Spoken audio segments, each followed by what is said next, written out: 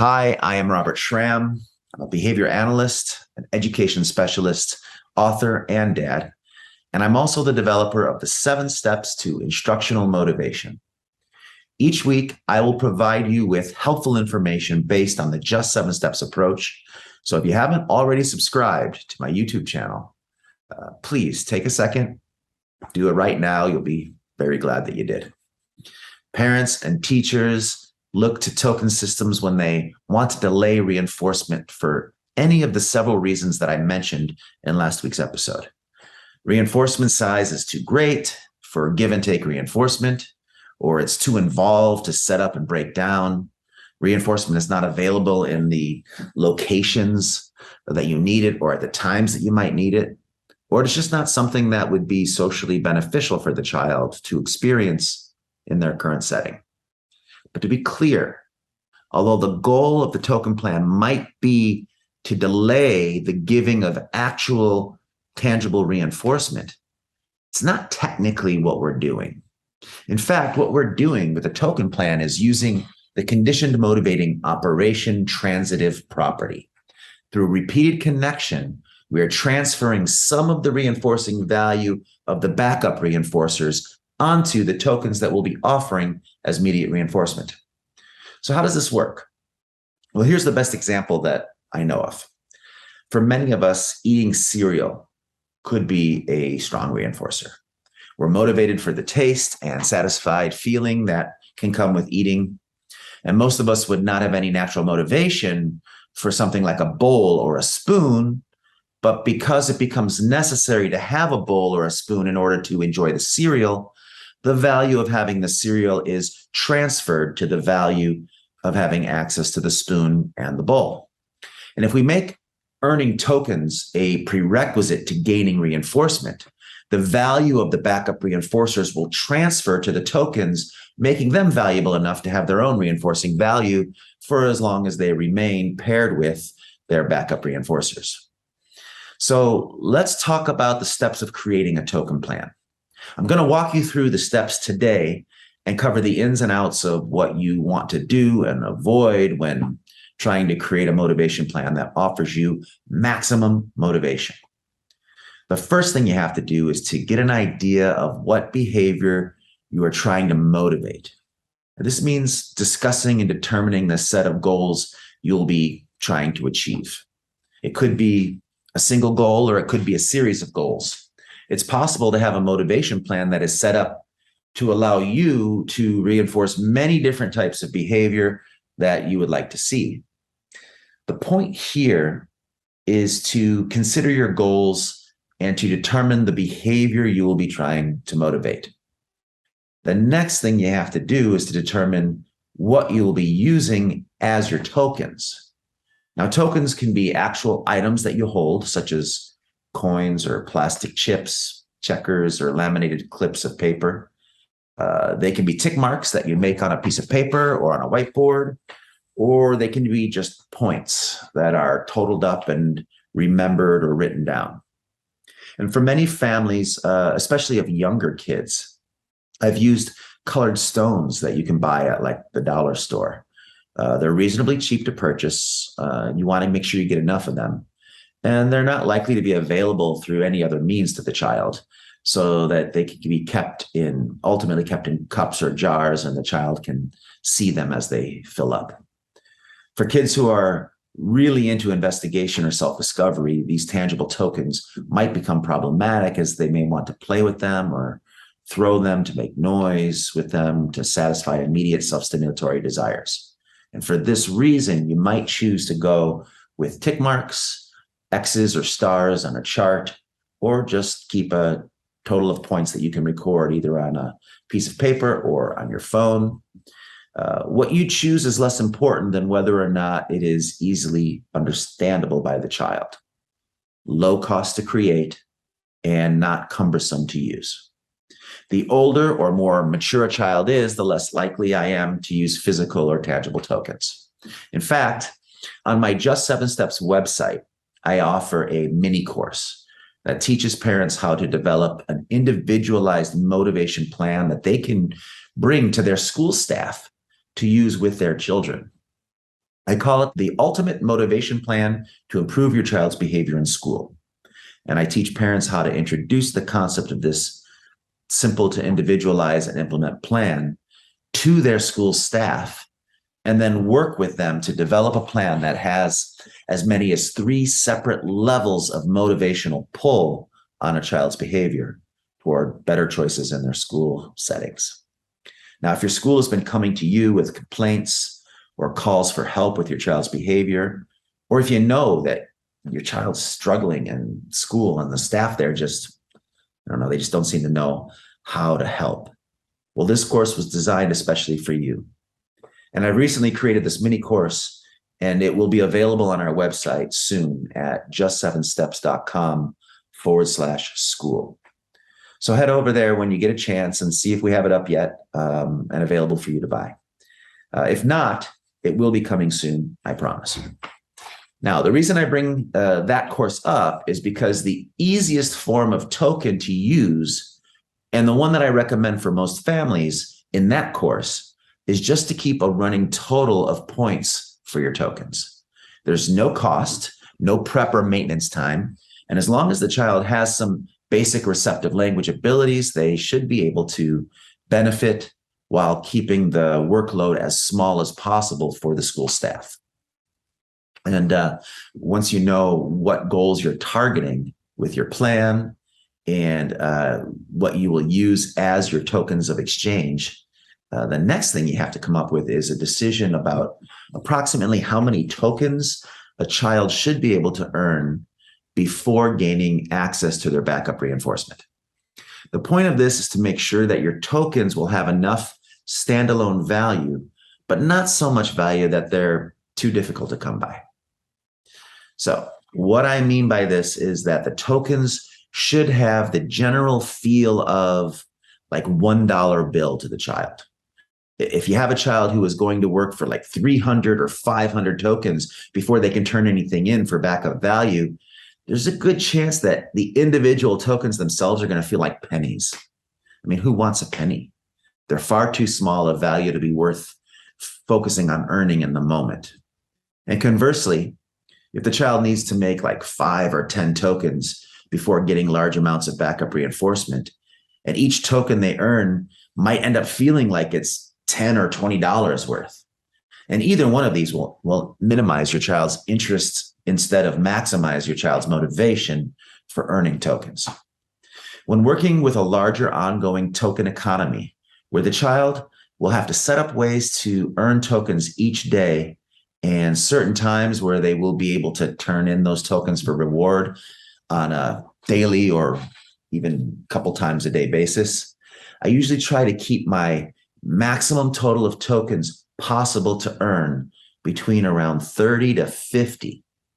Now, there's no hard and fast rule here, but it is designed to keep each token from holding too little or too much value on its own. So we will want to keep this total in mind as we start to develop our rate of exchange of tokens for reinforcement.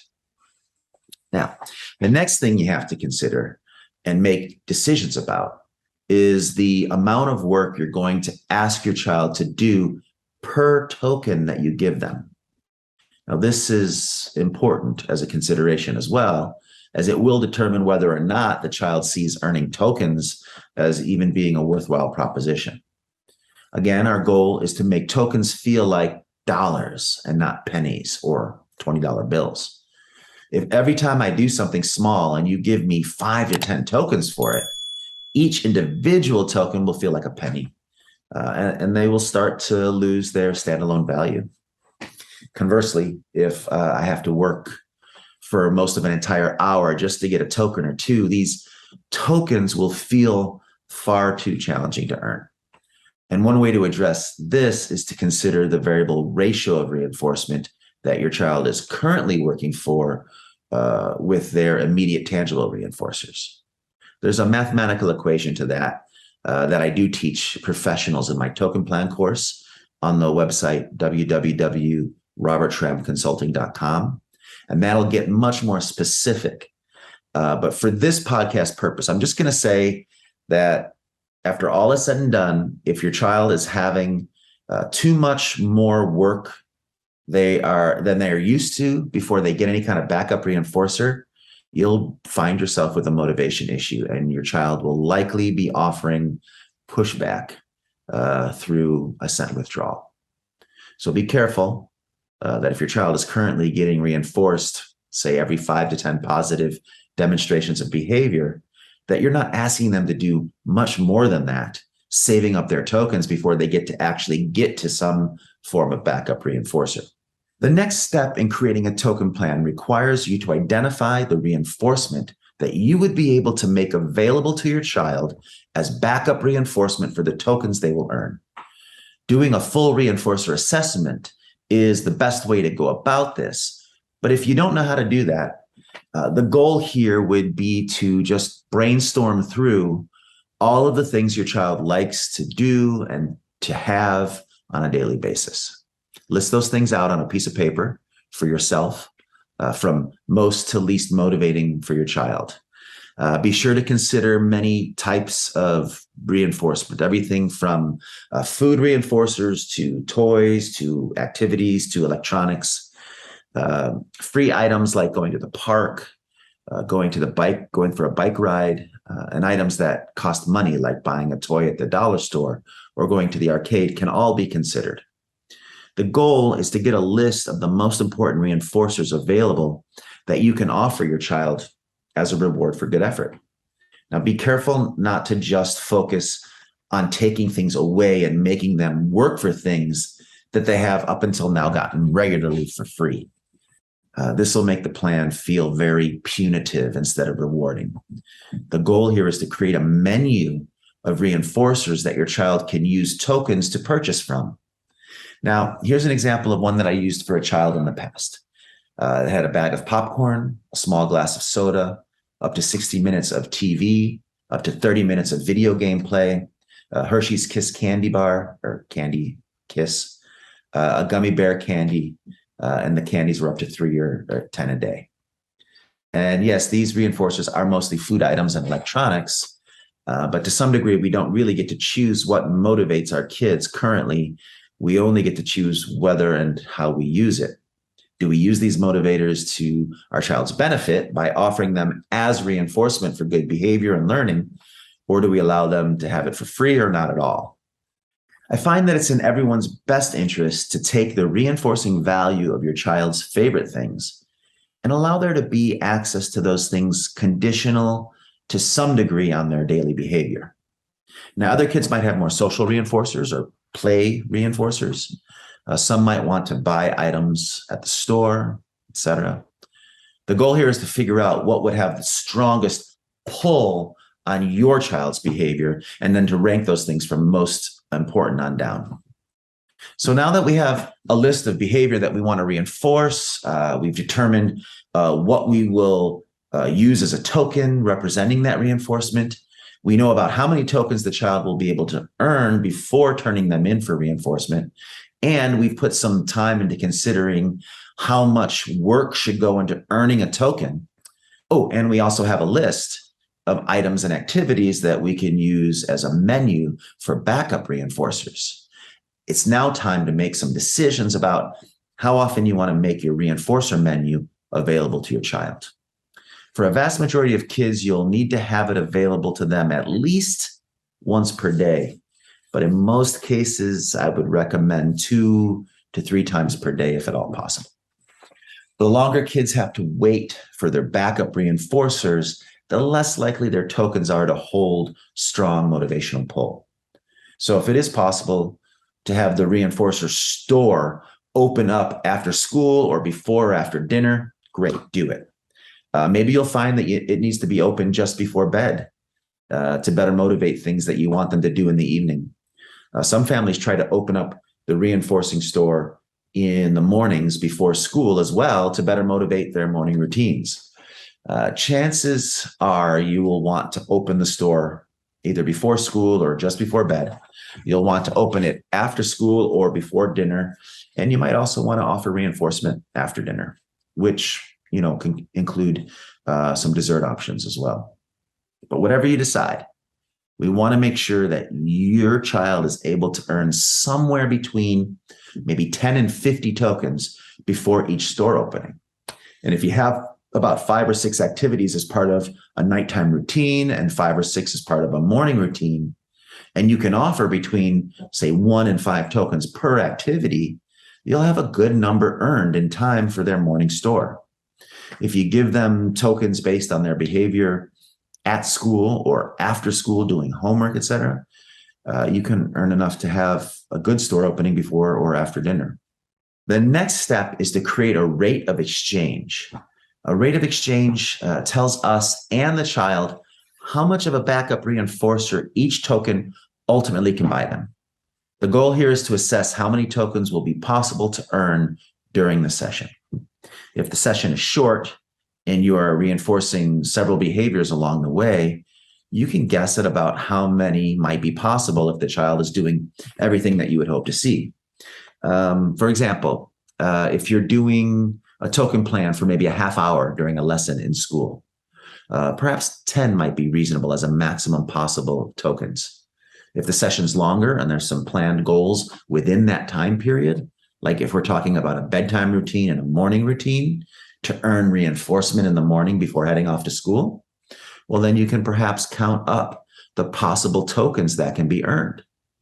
For instance, if you know that your child can get between, let's say you decide 0 and 3 tokens for brushing their teeth, or 0 and 3 tokens for being in bed on time, 0 to 3 tokens for getting out of the bed on their alarm, and 0 to 3 tokens for, I don't know, getting dressed and getting ready to go and being ready to go to school on time.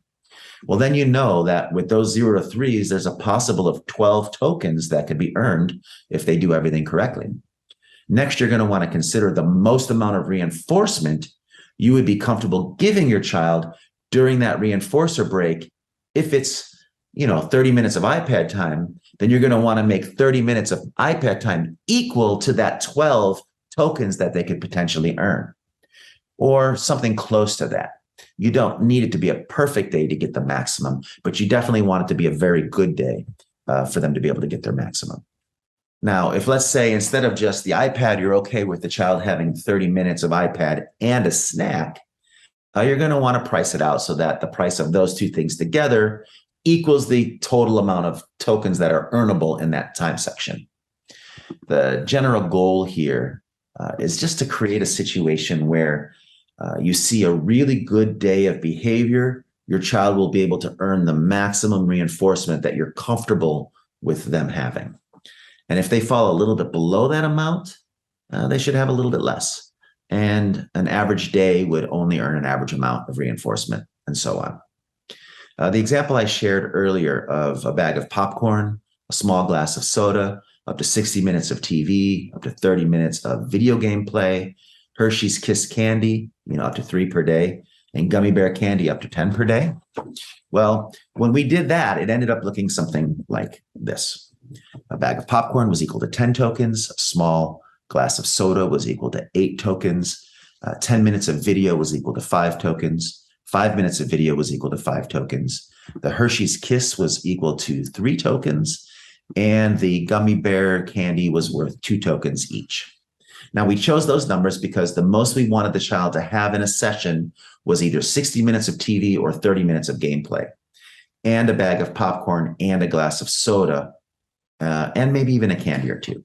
And as the child could earn as many as 50 tokens in the session, this ended up making sense for us. 30 tokens would earn that 30 minutes of video games or 60 minutes of video, whatever the child chose. 10 tokens would earn the popcorn and 8 tokens would earn soda. And then the final 2 tokens could be left over for a single gummy bear. Of course, if the child wanted more candy or less video or no popcorn, they could choose to do that instead, up to the limits that the parents were allowing. Again, it's important to price things out on the value that they have to the child as well. Video games was the most costly at 5 for 5 minutes because this is the child's favorite thing, and the family didn't want them to have way more of it than they would of something else. Video was the second most preferred item, but still, it was fairly highly motivating. The popcorn was next, and then after that, I think was the soda, And then finally, a few candies could be earned with leftover tokens as well. So your reinforcer menu rates of exchange will likely look very different. It should have the most cost for the highest value items, and you should have an idea of how much you're willing to give on a good day. Then you have to figure out how many tokens are likely to be earned on a really good day and match up your numbers so that a great day's worth of tokens can buy a great day's worth of reinforcement. And then you build back down from there. Let me give you just one more example of a way to look at this to try to make it simpler. If your child was going to be able to earn 50 tokens in a session, if they did everything well, you might say that 45 tokens would be an excellent day, and therefore you allow them to have the highest level of reinforcement earned from when they get between 45 and 50 tokens. However, if your child ends up earning only 35 to 45 tokens, they would still get quite a bit of reinforcement, but notably less than they would have on a great day. Average days of 25 to 35 tokens might get an average result of reinforcement, and less if they had days where they struggled. Even though we're guesstimating that a child can earn about 50 tokens in a session, we never want to limit them. The better their behavior, the more tokens they can earn. If they happen to get 53 one day, heck, they can earn an extra Hershey's Kiss. I mean, that's great. And if it makes the child more likely to want to do that again. Now, we will have to make some kind of a determination, though, about whether or not a token can be saved rather than being spent during a store opening.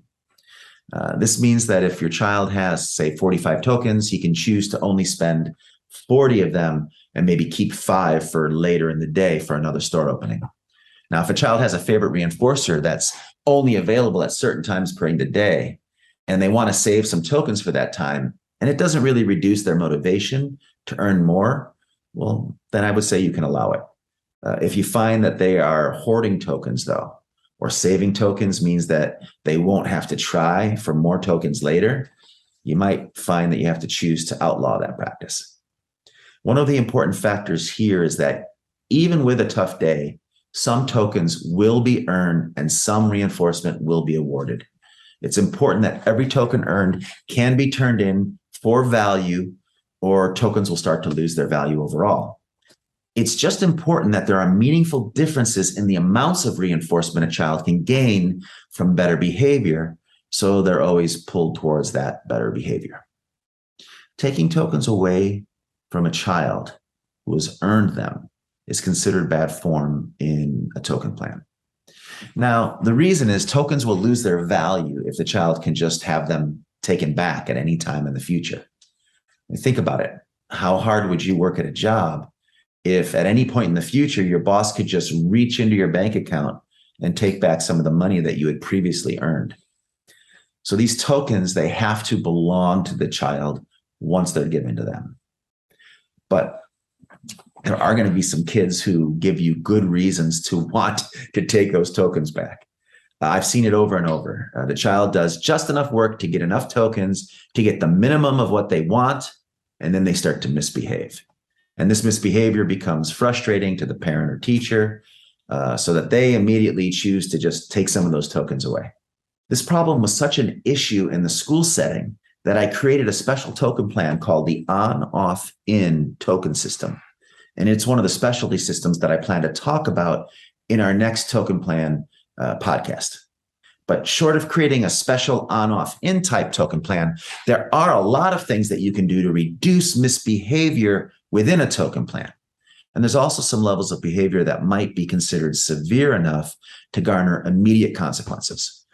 Now, the first thing you can do when you start to see chronic or intentional misbehavior or a severe behavior that some kind of an issue that you'd want to take tokens away, well, rather than take the tokens away, instead, you can just adjust what is available in your store.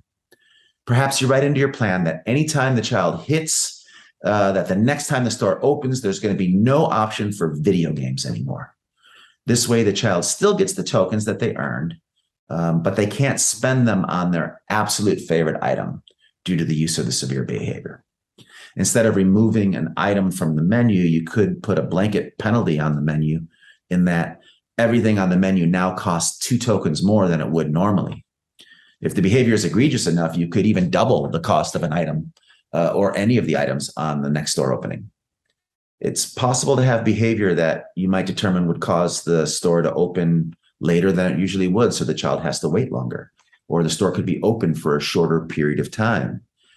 Maybe instead of being able to earn 30 minutes of video games or 60 minutes of video, maybe now because of this behavior, the child can only earn 20 minutes and 40 minutes. Now, any of these consequences would serve to give a reduction to the misbehavior or serious behavior issues that arise without stealing back tokens that the child's already earned. And the final consideration is how you will plan to track and record the daily progress. Will you be using, say, a checklist, a guideline? Will you have a whiteboard on the wall where you keep track of it? Will you be using your iPhone to keep your totals? The overall easiest options are to write up a menu to show your child what can be purchased, and then to write up a recording checklist of things that tokens can generally be earned for, and then to keep track of them day after day, either by writing up a new checklist each day or by just taking a picture of the daily totals before wiping clean your whiteboard or your laminated sheet as your checklist. Remember, if you don't have a record of how many tokens your child is earning each day or for each session of the day, you won't be able to tell if your program is as motivating as we would expect or need it to be. You should be able to see an increase in the totals earned over time, and more good days should ultimately be expected as well. Now, not tracking this could be the biggest of all the mistakes you make, so be sure you have a way to track and record your plan. And with that, we've covered the full setup of what would be important in creating a motivating token plan.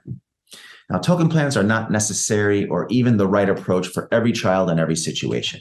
You really do need to have the needs that I mentioned in part 1 of this podcast before deciding if you even want to create a token plan to begin with.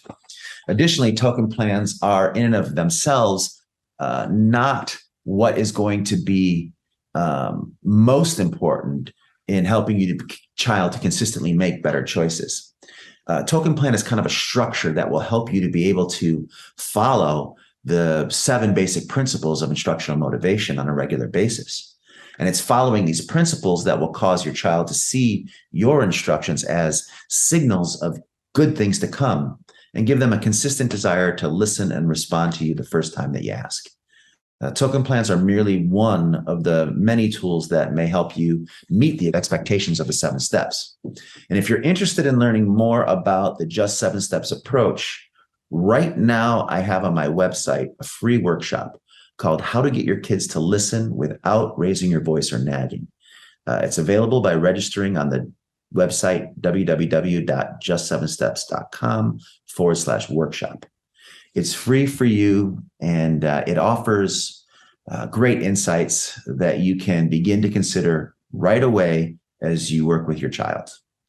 So check us out at just7steps.com/workshop. And if you're going to develop a token plan for your kids, remember the following important aspects. Determine the goals or behavior you want to try to motivate. Determine the items that you have available to you to use as reinforcement. Determine what you will use as your tokens, from chips to coins to tick marks to points. Create a reinforcer menu that your child will be able to choose from. Determine approximately how many tokens your child will be expected to earn before getting access to backup reinforcement.